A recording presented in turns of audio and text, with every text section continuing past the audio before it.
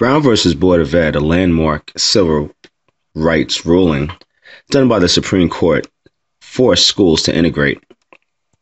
This changed the landscape of cities, as many with money, primarily affluent whites, left the inner city or any place where blacks and other minorities may be in schools. So while the landmark case did change the way schools were supposed to operate, it did create what we call white flight. Neighborhoods like the Bronx were negatively impacted as whites left. It created a underclass or a lower class consisting primarily of black and brown people, taking away the high tax rate those with money could afford. You also saw businesses leave, resulting in somewhat of a cavernous state where the inner city was left without a lot of the services, especially in neighborhoods that existed before. The Chang book also talks about rent control. Rent control made it undesirable for landlords to maintain properties. The book does a great job talking about the fires and the money grab for insurance that came along with this.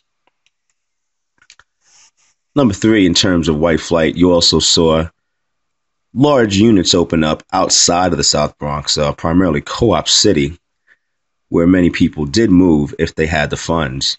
There really was no opportunity for those who didn't have funds to move there. And Robert Moses and his public housing was really the place that many of them had to go to. Number 4, in terms of business and personal taxes, we mentioned in class how New York City, and this is also in the book, was corrupt and bankrupt. You saw a lot of money leaving, and one way the New York City government tried to change things was to increase taxes. Well, the plan backfired. Many businesses left, again, decreasing the tax base and making it harder to provide services to all citizens.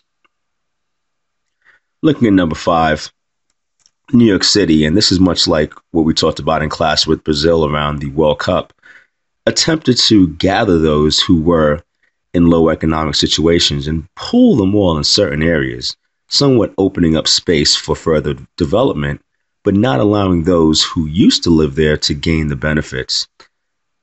We see this now in DC with gentrification, as many buildings and even neighborhoods that were long since neglected are now seeing an influx of money, but those who've lived there through the downsides are not able to see all of the new changes.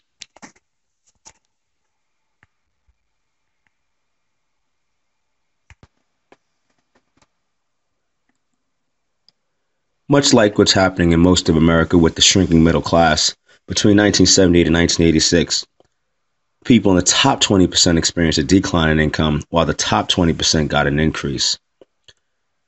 While the middle class dwindled, this left the lower class even lower, and that's what Julius Wilson talks about with his underclass, almost a forgotten subset of people who don't even register at times. If you're ever in DC and go to certain parts of Northeast or Southeast, as mentioned in class, when you look at unemployment rates, they only count people who are actively looking for jobs. So when I mentioned the underclass, anyone who's not looking for a job isn't even part of those statistics. So the word underclass kind of describes those who, yes, are still in existence, but are not currently counted in those type of statistics. Somewhat comparable to what we talked about on the previous slide, New York City attempted to give money, $1,000 to $3,500. Now, these numbers are not adjusted for 2015. Maybe drop these into inflation calculator to see those numbers. I thought I had changed them. I apologize. But they gave money to people to move into low and medium income areas. Again, the parallel to gentrification exists here, as many people who live in gentrifying neighborhoods are also given money to move further out. Now, as you move outside of the city, your opportunities for housing may increase and become cheaper, but the jobs are usually inside of the city, so it does make it more difficult, and transportation then becomes a challenge. These types of programs did also prompt more burning of buildings in an attempt to get insurance money, or potentially build the area back up. And lastly, and this was talked about a few times, Cross Bronx Expressway, built by Robert Moses, primarily to connect Manhattan with the outer boroughs, really just put a hole straight through the Bronx, making it undesirable for anyone to live there. Those who could leave did. Just imagine a big highway being built in your backyard or through your neighborhood.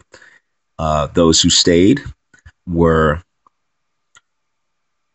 left with a place that didn't have the services that were there before. Many businesses did leave. And this is where hip hop comes from. Kind of this place where no one really cared, where you didn't have the services, you didn't have the ability to even protest to make change. But when we think of hip hop, at least in its origins, it did have this me against the world attitude. And that's how it all started.